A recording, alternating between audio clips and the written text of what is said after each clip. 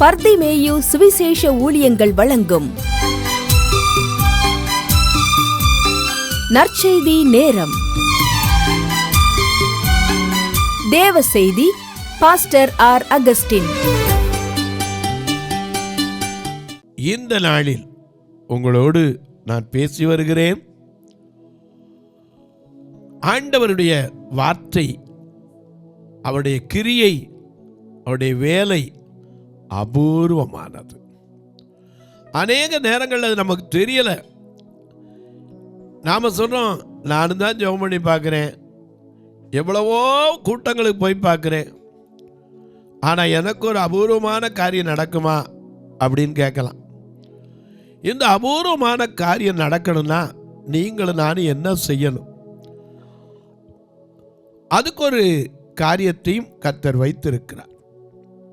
உங்கள் வேதாகமத்தை தயவு செய்து ஏசாயா தீர்க்கதரிசியின் புஸ்தகம் 43வது அதிகாரம் 18வது 19வது இந்த 2 வசனத்தையும் எல்லாரும் தயவு செய்து ஃபோனில் எடுக்காதீங்க. ஏன்னா ஃபோனில் திடீர்னு சார்ஜ் இல்லாமல் போயிடும். லேசாக மாற்றி வச்சிங்கன்னா ஒரு கால் வந்து அதை கலைச்சிவிடும். அது மட்டும் இல்லை, ஏதாவது ஒரு நோட்டிஃபிகேஷன் வரும், உடனே அதுக்கு தான் எண்ணம் போகும். அதனால் தயவு செய்து உங்கள் பைபிளை எடுத்துகிட்டு வந்து ஏசாயா 43ஆம் அதிகாரம் 18வது 19வது வசனத்தை எல்லாரும் கையில் எடுத்துறீங்களா? எல்லாரும் எடுக்கிற வரைக்கும்.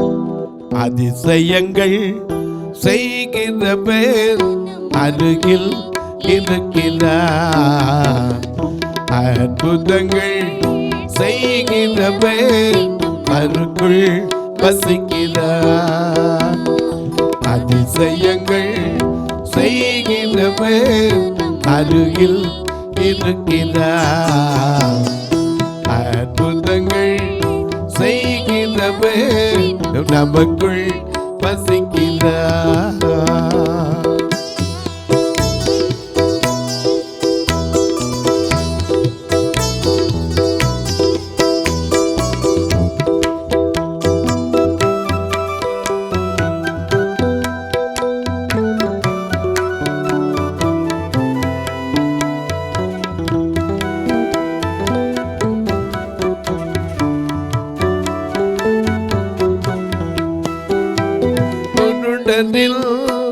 கண்களை திறந்திட்டார் அதிசயம், குருடனில் கண்களை திறந்திட்டார் அதிசயம், அந்த செவிடனில் காதுகளை கேட்க செய்தார் அதிசயம், அந்த செவிடனில் காதுகளை கேட்க செய்தார் அதிசயம்.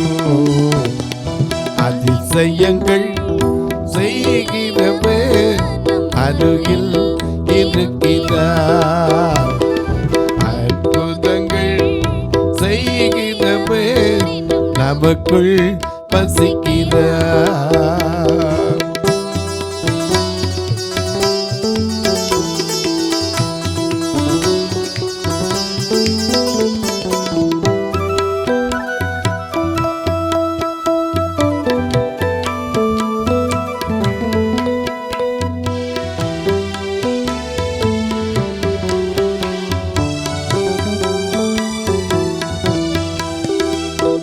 செங்கடலை இரண்டாக பிளந்திட்டார் அதிசயம்,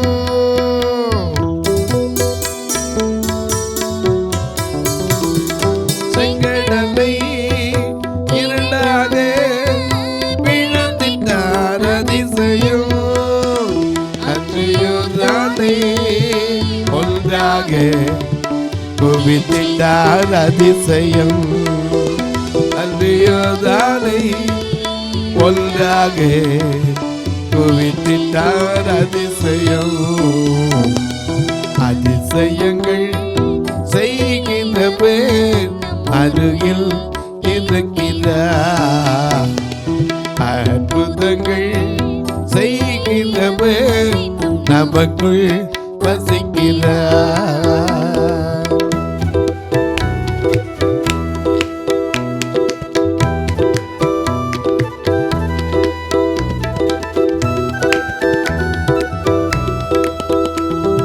கண்ணீரை ரத்தமா மாற்றினார் அதிசயம்.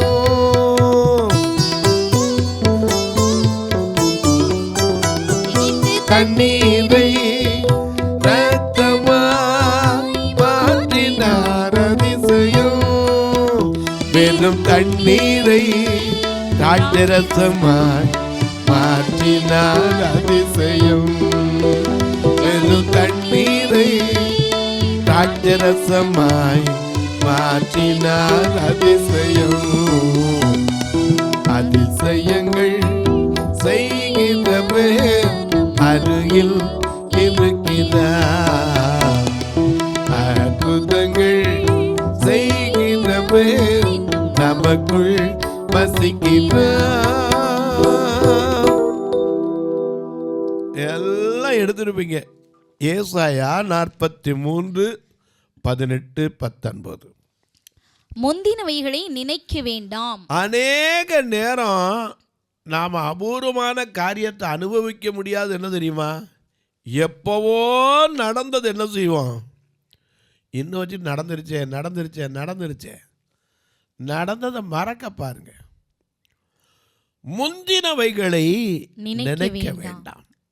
ஒரு தவறு தான், உண்மைதான், நடந்துருச்சு. ஏதோ ஒரு அவமானம் வந்துருச்சு, நம்மளை அறியாமலே ஒரு தப்பு நடந்துருச்சு. அதையே நினச்சி சோர்ந்து போகிறத விட்டுட்டு முதல்ல என்ன செய்யுங்க?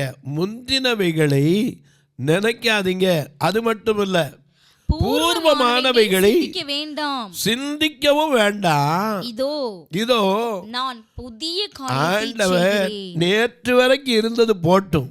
எனக்கு அன்பானவர்களே, நாளைய தினத்துக்காக கவலைப்பட்டு என்ன பிரயோஜனம்? இன்னைக்கு அநேக நேருடைய வாழ்க்கையில் என்ன தெரியுமா? முந்தினவைகளை, ஐயோ இப்படி இருந்தால் பிரதர், இப்படி இருந்தால் கர்த்தர் அதுலேருந்து தான் தூக்குனாரு. உளையான சேற்றில் கிடந்தோம், பாவ சேற்றில் கிடந்தோம். ஒரு காலத்தில் கீழ்ப்படியாதவர்களா, வழி தப்பி நடக்கிறவர்களா, பலவித இச்சைகளுக்கு இன்பங்களுக்கு அடிமைப்பட்டவர்களாய், துர்க்குணத்தோடும் பொறாமையோடும் ஜீவனம் பண்ணுகிறவர்களாய், பகைக்கப்படத்தக்கவர்களாய், ஒருவரை ஒருவர் பகைக்கிறவர்களுமாய் இருந்தோம். உண்மைதான். ஆனால் கர்த்தராகிய இயேசு கிறிஸ்துவினுடைய தயை, மனுஷர் மேல் உள்ள அன்பு பிரசன்னமான போது நாம் செய்த நீதியின் கிரியைகள் நிமித்தம் அவர் நம்ம ரட்சிக்கல, தமது இரக்கத்தின்படி நம்மளை ரட்சித்து எடுத்துட்டார். இன்னும் நாம் என்ன செய்கிறோம்? பழசையே நினச்சி இப்படி நடந்துருச்சு. எனக்கு அன்பான ஆண்டவர் சொன்னார், எப்பா உனக்கு அபூர்வமான காரியம் நடக்கணும்னா நீ ஒன்று செய்யணும். என்ன செய்யணும்? முந்தினவைகளை நினைக்க வேண்டாம், பூர்வமானவைகளை சிந்திக்க வேண்டாம். இதோ நான் ஒரு புதிய காரியத்தை செய்வேன், இப்பொழுதே அது தோன்றும். ஆனா இந்த வேதத்தில் அப்படி இருக்கு. அதே இந்த புது மொழிபெயர்ப்பை பார்த்தீங்கன்னா ஏற்கனவே தோன்றி விட்டதுன்னு இருக்கு. எனக்கு அன்பார்களே, ஆண்டவர் செய்கிற காரியங்கள் நமக்கு விளங்காதனால தான் இதோ நம்ம சொல்லியிருக்கோம், எனக்கு எப்படி தீரப்போகுது, எப்படி நடக்க போகுது. முதல்ல அவருடைய கிரியைகள் எப்படிப்பட்டது நமக்கு தெரியணும்ல. தாவீதுக்கு எப்படி நடந்துச்சு? அவன் ஒரு பேர் வச்சானே, பாகால் பராசின்னு. அவனுக்கு எப்படி நடந்துச்சு? வாசிக்கலாம். 2 சாமுவேலின் புஸ்தகம் 5:17 உங்களுடைய வேதத்தை திருப்பி அதிலிருந்து வாசிட்டு வாங்க. 2 சாமுவேல் 5:17. தாவீதை இஸ்ரவேலின் மேல் ராஜாவாக அபிஷேகம் பண்ணினார்கள் என்று பெலிஸ்தியர் கேள்விப்பட்ட போது அவர்கள் எல்லாரும் தாவீதை தேடும்படி வந்தார்கள். ஏன்னா சில நேரத்தில் நம்ம எதிர்பார்க்காத காரியம் நடக்கும், ஆனால் சில நேரத்தில் ஒன்றுமே இருக்காது, சில நேரம் வந்துடும். ஏன்னா ஆடு மேய்ச்சிக்கிட்டு இருந்தவொடனே ஈசாய் வீட்டில் வந்து சாமுவேல் அபிஷேகம் பண்ணான். என்னவா நடந்துச்சா? திரும்ப எங்கே தான் போனார்? ஆடு மேய்க்க. கோலியாத்தை ஜெயிச்சு வந்தான். எல்லாரும் பாட்டு பாடி தாவீது கொண்டது 10,000 சகுலுக்கு பயந்து ஓட ஆரம்பித்தான். இல்லையா? அதுக்கு பின்னாடி பார்த்தீங்கன்னா, ஐயா எந்த இடத்துலையாவது மாமனுக்கு மருமக அப்படிங்கிற கூட இல்லை, ஒரு தெள்ளுப்பூச்சி மாதிரி ஓட ஓட ஓட விரட்டினான். அது மட்டும் இல்லை, சங்கீதம் 27:10 படி தாயும் தந்தையும் நினைஞ்சிட்டாங்க, கைவிட்டுட்டாங்க. சகோதரர்கள் வேற மனுஷனாக பார்க்குறான். இப்படிப்பட்டிருந்த தாவீது அபிஷேகம் பண்ணப்பட்ட உடனே பெலிஸ்தியர் கேள்விப்பட்டாங்க. ஏற்கனவே எல்லாருக்கும் மேலே கோபம், கோலியாத்தை கொண்டாந்து பெலிஸ்தியர் சமஸ்த இஸ்ரவேலின் மேலே ராஜாவாக அபிஷேகம் பண்ணப்பட்டான்னு தெரிஞ்ச உடனே பெலிஸ்தியர் என்ன செஞ்சுட்டாங்க, உடனே அவனுக்கு விரோதமாக வந்துட்டாங்க. வாசிங்க. அதை தாவீது கேட்டபோது ஒரு அரணிப்பான இடத்துக்கு போனான். அரணிப்பான இடம்னா என்னது? பாதுகாப்பு, அடைக்கலமான இடத்திற்கு, பாதுகாப்பான இடத்திற்கு போனான்.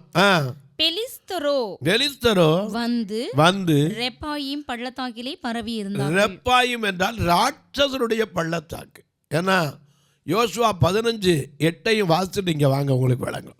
யோசுவா 15:8 பாருங்க, மிக அழகாக நமக்கு எழுதி வைத்திருக்கிறார்.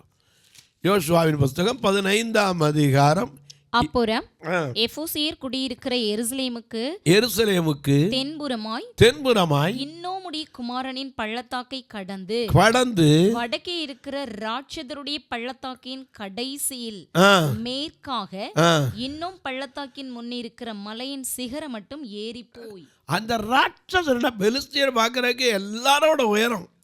ஏன்னா கோலியாத்தை பார்த்து எல்லாரும் என்ன பயந்தாங்க? எதுக்கு பயந்தாங்க?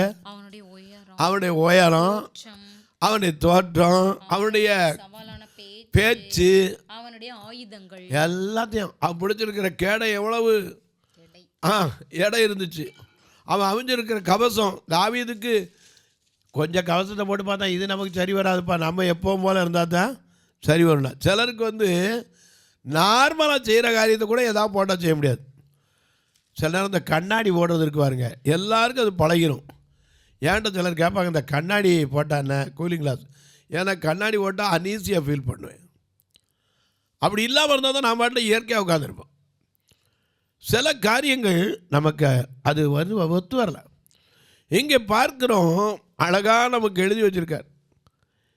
தாவீது இஸ்ரவேல் மேலே ராஜாவானான்னு பெலிஸ்தியர் கேள்விப்பட்ட போது உடனே அவங்க என்ன செய்தாங்க, அவனை தேடி வந்தாங்க. வந்து ரெப்பாயிம் பள்ளத்தாக்கிலே பரவி இருந்தார்கள். பெலிஸ்தருக்கு விரோதமாய் போகலாமா? ஆண்டவர்கிட்ட எப்பவுமே தாவீது என்ன செய்வார்? கேட்டுட்டு தான் செய்வார். எதனாலும் கேட்கணும் ஆண்டவர்கிட்ட. நான் எங்கே போய் குடியிருக்கா அதை கூட கேட்பார். நான் எக்ரோனில் போய் தங்கலாமா? அதே போல் 1 சாமுவேல் 30:8 வாசிக்கிறோம். நான் அந்த தண்டை, தாவீது கர்த்தரை நோக்கி, நான் அந்த தண்டை பின்தொடர வேண்டுமா, அதை பிடிப்பன எல்லாவற்றையும் இழந்து நிற்கிற சூழ்நிலையை கூட ஆண்டவர்கிட்ட கேட்பான். ஏன்னா அவர்கிட்ட கேட்டு போனால் அவர் நமக்கு என்ன செய்வார்? தடைகளை உடைத்தெறிகிற கர்த்தர். மீகா 2:13 படி தடைகளை மாற்றி போடுகிறவர் உனக்கு முன்பாக நடந்து தடைகளை நீக்கி போடுகிறவர் அவர்களுக்கு முன்பாக நடந்து போகிறார். அவர் தடைகளை நீக்கி வாசலால் உட்பிரவேசித்து கடந்து போவார்கள். ராஜா அவர்களுக்கு முன்பாக போவார், கர்த்தர் அவர்கள் முன்னணியில் நடந்து போவார். ஆமா, இப்ப தாவீதுக்கு அது தெரிய வந்துச்சு. பெலிஸ்தியெல்லாம் சேர்ந்து வராங்க. உடனே என்ன செஞ்சான்? கர்த்தரிடத்துல கேட்கிறான். என்ன கேட்கிறாரு? வாசிங்க பார்க்கலாம். பெலிஸ்தருக்கு விரோதமாய் போகலாமா? நான் இந்த வர்றாங்களே, எனக்கு படையெடுத்து வந்திருக்காங்களே, இந்த பெலிஸ்தியருக்கு விரோதமா நான் போகலாமா? அவர்களை என் கையிலே ஒப்பு கொடுப்பீரா என்று தாவீது கர்த்தரிடத்தில் விசாரித்த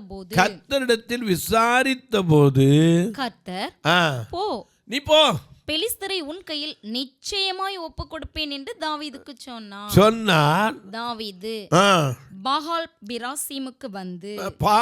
பராசீமுக்கு வந்து அங்கே அவர்களை முறியடித்து தண்ணீர்கள் உடைத்தோடுகிறது போல. நல்லா கவனிக்க, அதுக்கு ஒரு உதாரணம் சொல்றாரு. என்னது?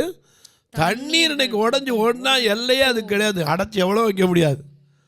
அப்படி உடைந்து ஓடுகிறதை போல கர்த்தர் என் சத்துருக்களை எனக்கு முன்பாக உடைத்து ஓடப்பண்ணினார் என்று சொல்லி அந்த இடத்திற்கு நிமித்தம் அந்த ஸ்தலத்திற்கு பாகால் பெராசீம் என்று பெயரிட்டான்.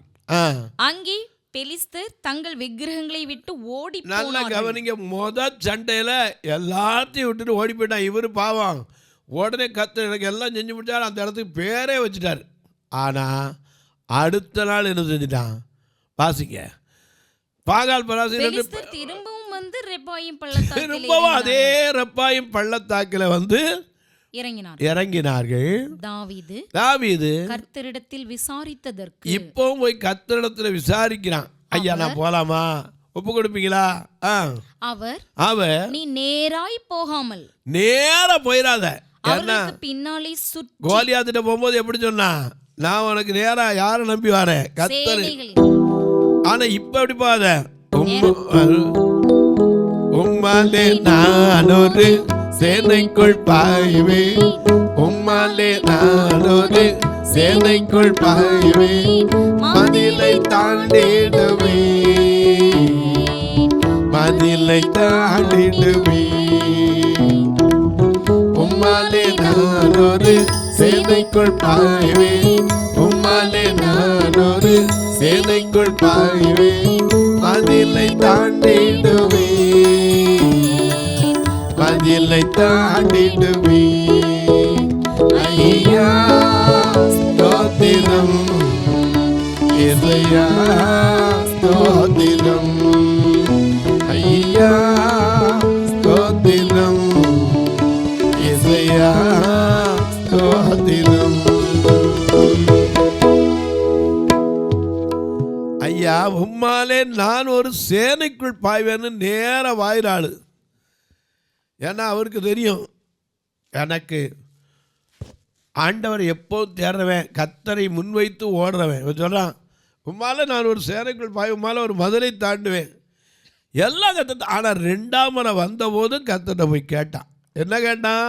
தாவீது கர்த்தரிடத்தில் விசாரித்ததற்கு அவர் நீ நேராய் போகாமல். இப்ப என்ன செய்யாத, முதல்ல சொன்னாரு போ, உன் கையில நிச்சயமா என்ன செய்வேன், ஒப்பு கொடுப்பேன். ஆனா இப்ப என்ன சொல்றாரு, நேரா போயிடாத, அவர்களுக்கு பின்னாலே சுற்றி, அவர்களுக்கு பின்னாலே சுற்றி முசுக்கட்டை செடிகளுக்கு எதிரே இருந்து, முசுக்கட்டை செடிகளுக்கு எதிரே இருந்து அவர்கள் மேல் பாய்ந்து முசுக்கட்டை செடிகளின் நுனிகளிலே செல்லுகிற இறைச்சலை நீ கேட்கும் போது, ஆண்டவர் அந்த செடியுடைய சேனையோட வந்து சேருவார். அந்த இறைச்சலை கேட்கும் போது சீக்கிரமாய் எழும்பிப்போ, சீக்கிரமாய் எழும்பிப்போ.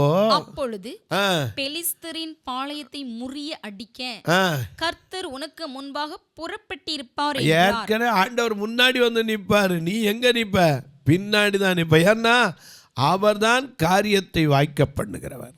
ஏன்னா இந்த முசுக்கட்டை செடி சொல்கிறமே, முசுக்கட்டை செடினா என்னது பார்த்துருக்கோமா?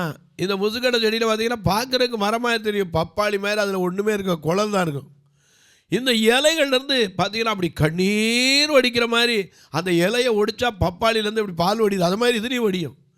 தாவீது கண்ணீரோடு அந்த ரெப்பாயும் பள்ளத்தாக்கில் நிற்கிற அந்த மலை மேலே, எது பாகால் பெராசீம் மேலே நின்றுட்டு, ஆண்டவரே இப்படி வர்றாங்களே, நேரம் போயிடுவா, நேரம் தான் இருக்காங்க, போகாத, நீ என்ன செய்ய, சுற்றி பின்னாக போ, கர்த்தர் முன்னாக நிற்பார்.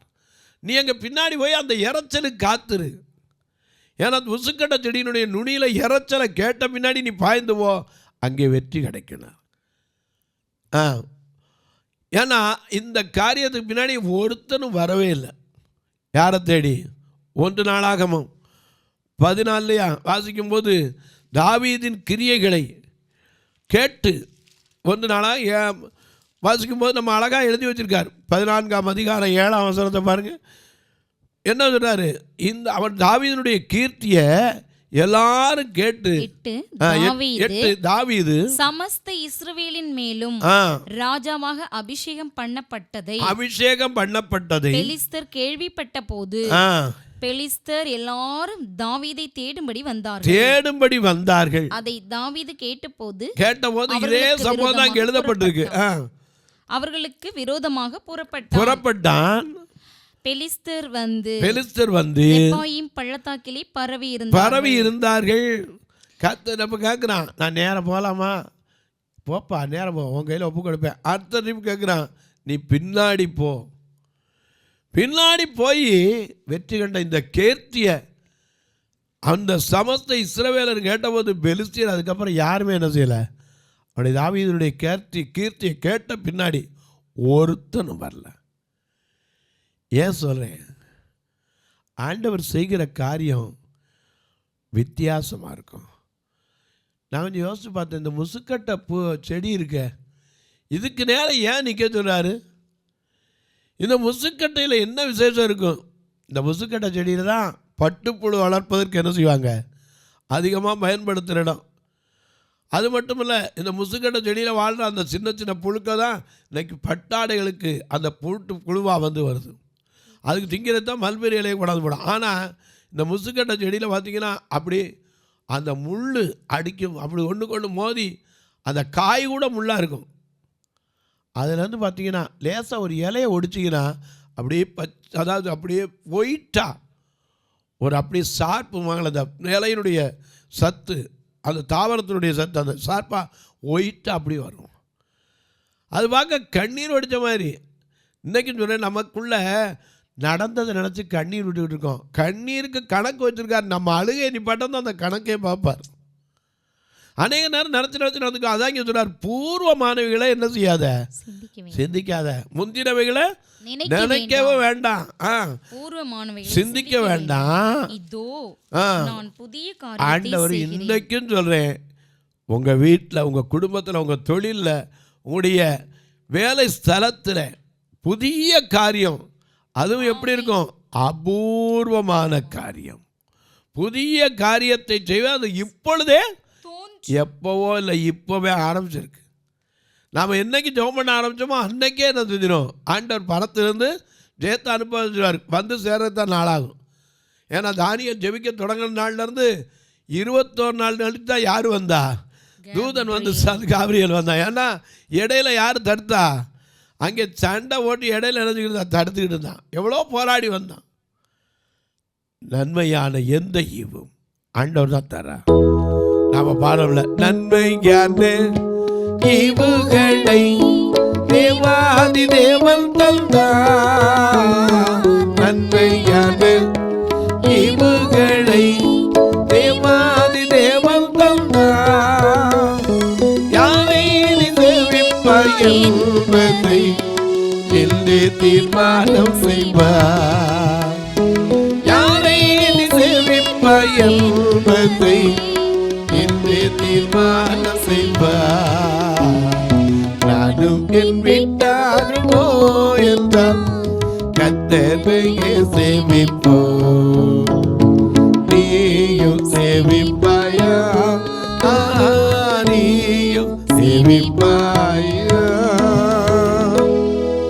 தொலைக்காட்சியில் பார்க்கிறவர்களே, இந்த நிகழ்ச்சி நாள்தோறும் பார்க்குறீங்க, கேட்குறீங்க, பரவசம் அடைகிறீங்க. விசுவாசித்து பாருங்க, உங்களுக்கும் அவருடைய கிரியை அபூர்வமாக இருக்கும், அவருடைய வேலை அபூர்வமாக இருக்கும். நாம் நினச்சி பார்க்க முடியாது. எனக்கு அன்பானவர்களே, ப்ராக்டிக்கலாக வேதத்தை அப்படி படித்து பாருங்கள். நம்ம வாழ்க்கையில் செஞ்ச அபூர்வமான காரியம் அப்போ தான் நமக்கு விளங்கும்.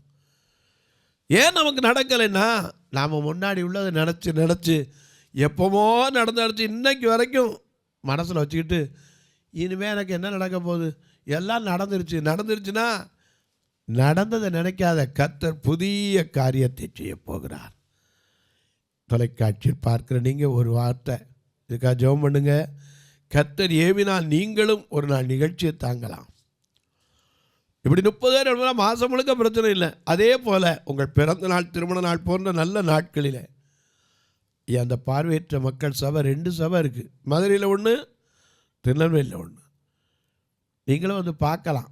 கர்த்தர் உங்களை ஏவினால் இந்த பார்வையற்ற மக்களுக்கு ஒரு நல்ல உணவு கொடுக்க, உடை கொடுக்க, உங்கள் பிறந்த நாளைட்டு 2 கண்ணு தெரியாதவங்களுக்கு வழிகாட்டுகிற கோல், ஒரு 10 பேருக்கு, ஒரு 50 பேருக்கு, ஒரு 100 பேருக்கு கொடுக்க கர்த்தர் ஏவினா நீங்கள் தொடரலாம்.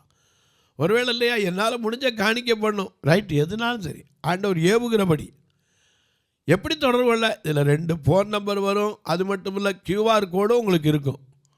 அது வழியாகவும் நீங்கள் தொடர்பு கொள்ளலாம். கணக்கு வைக்கிறவங்க என்கிட்ட கேளுங்க, அதற்கான வழி உண்டு சொல்லுவேன்.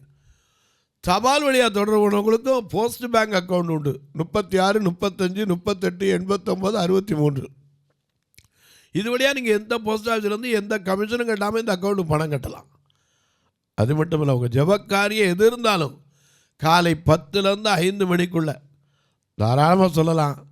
ஒருவேளை ஒரு எமர்ஜென்சி, ராத்திரியில் திடீர்னு படுத்துருக்கீங்க, தனியாக இருப்பீங்க, ஒரு மனசில் பயம் இருக்கும், அல்லது ஒருவேளை தனியாக இருப்பீங்க, ஏதோ ஒரு குழப்பமாக இருந்துக்கிட்டு இருக்கும், அல்லது ஒரு அசுத்தாவின் போராட்டமாக இருக்கும், அப்படி இருந்தால் எப்போவும் நீங்கள் கூப்பிடலாம். இப்போ நான் உங்களுக்காக ஜெபிக்கட்டுமா? நல்ல பிதாவே, நன்றியோடு துதிக்கிறோம் சுவாமி. இந்த மன மகிழ்ச்சியான நல்ல நாளிலே ஆண்டவருடைய நாமத்தினாலே நீர் ஒரு காரியத்தை செய்ய எதிர்பார்த்திருக்கிற நாங்கள் எங்களுக்குள் இருக்கிற முந்தின காரியத்தை நினைத்து நினைத்து நினைத்து, இல்லை ஜனங்கள் அதை சொல்லி சொல்லியே எங்களை சோர்ந்து போக பண்ணியிருக்கலாம். ஆனால் நீ அதை நினைக்காத, பூர்வமானவங்களை சிந்திக்காத, ஒரு புதிய காரியத்தை செய்வேன்னு சொன்னீர். ஒவ்வொரு பிள்ளைகளுக்கும், ஒவ்வொரு பெரியோருக்கும், ஒவ்வொரு குடும்பத்திலும், ஒவ்வொருவருடைய தொழிலையும் ஊழியத்திலையும் ஆண்டவர் செய்வீராக. இந்த ஊழியத்தை தாங்குகிற, ஜெபிக்கிற, கொடுக்கிற எல்லா மக்களையும் ஆசீர்வதியும். தங்களுக்கு அன்பான உறவினரை இழந்து தவிக்கிற மக்களுக்காக ஜெபிக்கிறேன். சரீர பலவீனத்தோடு ஐயோ எழுந்திருச்சு உட்காரக்கூட முடியலேன்னு சொல்லி பலவீனப்பட்டிருக்கிற மக்களுக்காக ஜெபிக்கிறேன். மூட்டு வலியினால் அவதிப்படுகிற மக்களுக்காக ஜெபிக்கிறேன். வேதம் சொல்லுகிறபடி தளர்ந்த கைகளை திடப்படுத்துங்கள், தள்ளாடுகிற முழங்காலை பலப்படுத்துங்கள் என்றானே. ஆண்டவர் ஒவ்வொருடைய முழங்கால்களையும் பலப்படுத்துங்க. சுகர்னால, பிரஷர்னால, அநேக வியாதிகள்னால பாதிக்கப்பட்டிருக்க ஒவ்வொருவருக்காக ஜெபிக்கிறேன். அற்புதங்களை செய்யும், அதிசயங்களை செய்யும், அபூர்வமான காரியங்களை செய்யும். இயேசுவின் நாமத்தில் ஜெபிக்கிறேன் நல்ல பிதாவே, ஆமென், ஆமென். சபை ஆராதனை ஞாயிறு காலை 10 மணி முதல் 12 மணி வரை. இடம் பர்திமேயு சுவிசேஷ ஆலயம், அன்னை சத்யா நகர், இளமனூர் அஞ்சல், சக்கிமங்கலம் வழி, மதுரை மாவட்டம். பின்கோட் 625201 மற்றும் பர்திமேயு சுவிசேஷ ஜெப வீடு, flat number 107, Eden garden, Muthur, Tirunelveli. Pincode 627011. சிறப்பு உபவாச கூட்டம் ஒவ்வொரு மாதமும் 2வது சனிக்கிழமை காலை 10 மணி முதல் 1 மணி வரை நாகர்கோவில் YMCA ஹாலில் வைத்து நடைபெறுகிறது. மற்றும் ஒவ்வொரு மாதமும் 4வது சனிக்கிழமை காலை 10 மணி முதல் 1 மணி வரை திருநெல்வேலி புதிய பேருந்து நிலையம் அருகில் உள்ள கிரேஸ் ஹாலில் வைத்து நடைபெறுகிறது. எங்கள் எல்லா ஆராதனைகளிலும் கலந்து கொண்டு தேவனை மகிமைப்படுத்த அன்பாய் அழைக்கிறோம். உங்கள் உதாரத்துவமான காணிக்கைகளினால் இவ்வூழியத்தை தாங்க விரும்பினால் R Augustine, account number 5021364331, IFSC code IDIB 000B066, Indian bank, BP Kulam, Madurai. GPay number 9842181917, BGM ministries மற்றும் 9442559772, பிளைண்ட் மினிஸ்ட்ரீஸ் அகஸ்டின். உங்கள் தொடர்புக்கு பாஸ்டர் ஆர் அகஸ்டின், பர்திமேயு சுவிசேஷ ஊழியங்கள், நாகமலை, புதுக்கோட்டை, மதுரை 625019. தொலைபேசி எண்கள் 9842181917 மற்றும் 9442559772. கர்த்தர் தாமே உங்களை ஆசீர்வதிப்பாராக.